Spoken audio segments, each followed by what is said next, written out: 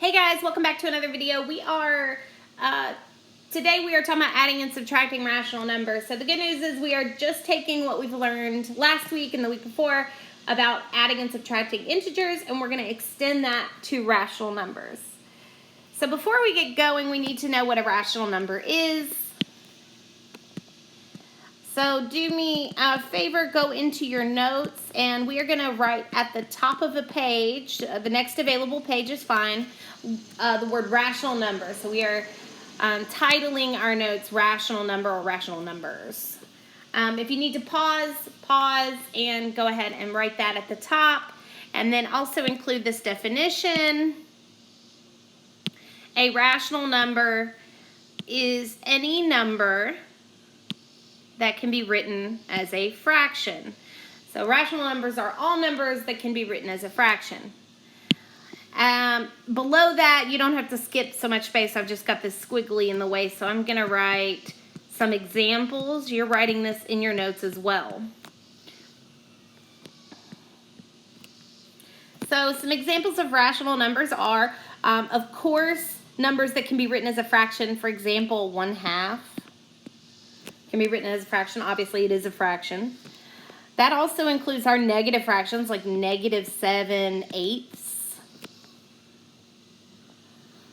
-7/8 is a fraction. But we could also write whole numbers as fractions. For example, 10 could be written as 10/1. We're also going to include negative whole numbers. So -5 could be written as -5/1. Again, make sure you're writing all of this in your notes.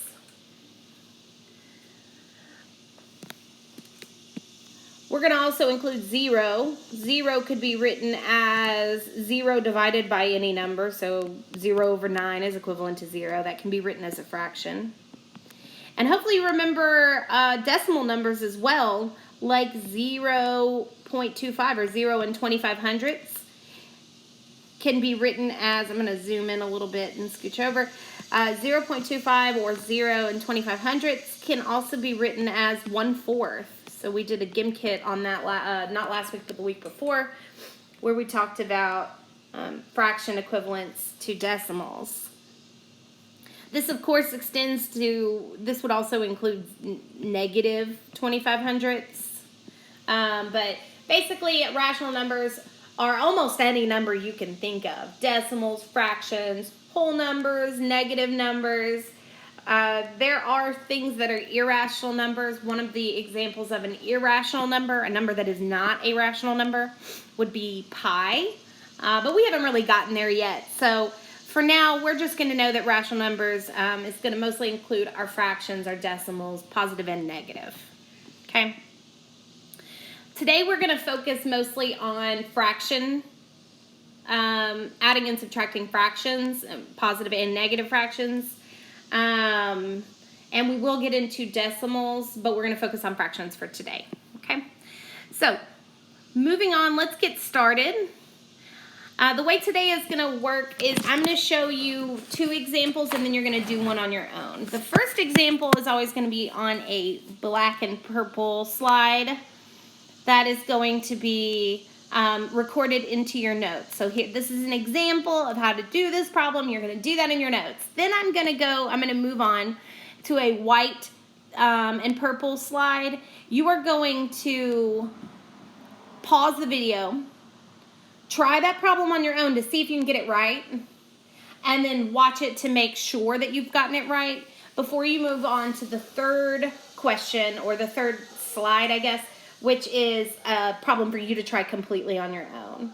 And you're going to put that into Nearpod to see if you've gotten it right or not. And then we'll move on to another example, so it gets something a little different. Make sure on the black and purple slides that you are recording those in your notes so that you have something to refer back to, and you're using the white and purple slide to kind of check yourself before you go into a question completely on your own. Okay, so here's our first example.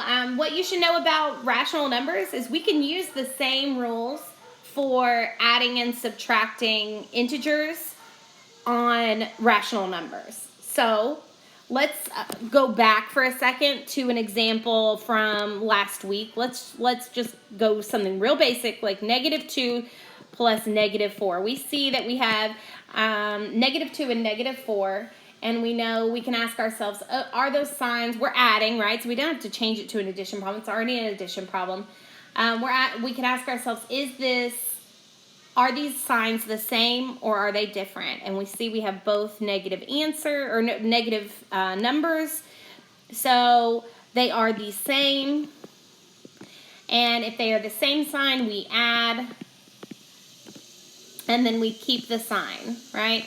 So same sign, we add, and then we keep the sign. So that would just be, we add their absolute value. So the absolute value of -2 is 2. Absolute value of -4 is 4. So we just add 2 plus 4. And we get 6. And we keep the sign of the numbers in the problem. Both of them are negative, so we keep the negative. So that's just a quick review. We're going to do the same thing with our rational numbers, okay? So you didn't have to write all this. If you did, I'm sorry. I'll try to be more mindful of telling you which things you need to write. I'm actually going to erase it so that we have plenty of room to work. But what we're working with here is -3/5 and -1/5. So we have -3/5 and -1/5. Are those signs the same or different? They're the same. So the first thing we're going to do is we're going to write down our problem. And then we're going back. Are these the same sign or different? They're the same. And if they're the same sign, we're going to add. So let's add them. Let's go back. If you're going to have to remember back to your probably elementary days when we were adding fractions. These are common denominators. So we have 3/5 and 1/5. They have the same denominator. So we do not have to change anything here. In fact, you won't have to worry about unlike denominators until a little while later. So we know that they are the same sign. We're going to add them. So we're just going to add 3/5 plus 1/5 like normal. And if they are if they have common denominator, all we have to do is add the numerators, 3 plus 1, and we get 4, and we keep the denominator. So our answer should be 4/5.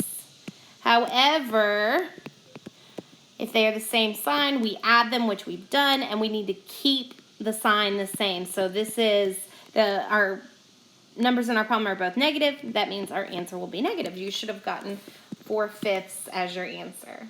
Again, make sure you're recording this in your notes so that you have an example. And we're moving on. So, at any point in this video, go ahead and pause and go back, or make sure you've got everything before I move on, okay? We have another problem. It is very similar. This is at this point, you're going to pause this video. You're going to try this problem on your own and see if you get it correct. Okay, so negative. So if you haven't paused, go ahead and pause now. Try the problem on your own. Okay, so you've tried the problem on your own. We have -5/8 plus -1/8. Again, these are both negative. They are the same sign. So I'm going to write down the problem, -5/8 plus -1/8. That's what you would have done on your own, and you would have recognized these are the same signs, so we are going to add them. And I'm going to come out to the side to do that. 5/8 plus 1/8. They have a common denominator, so we are going to just add our numerators. 5 plus 1 is 6. And we're going to keep our common denominator, 6/8. Now, we are going to keep the sign. They are the same signs, and we're going to keep it. And our answer should be -6/8. Hopefully, if you got -6/8, that's okay. Hopefully, you recognized that 6/8 can be simplified because both of those numbers are even. So we can simplify the top and the bottom number by 2. And -6/8 is equivalent to -3/4. So again, I'm accepting this answer of -6/8 for now, but you will get to a point where you will need to make sure you're able to simplify as well. Okay, now try the problem on your own.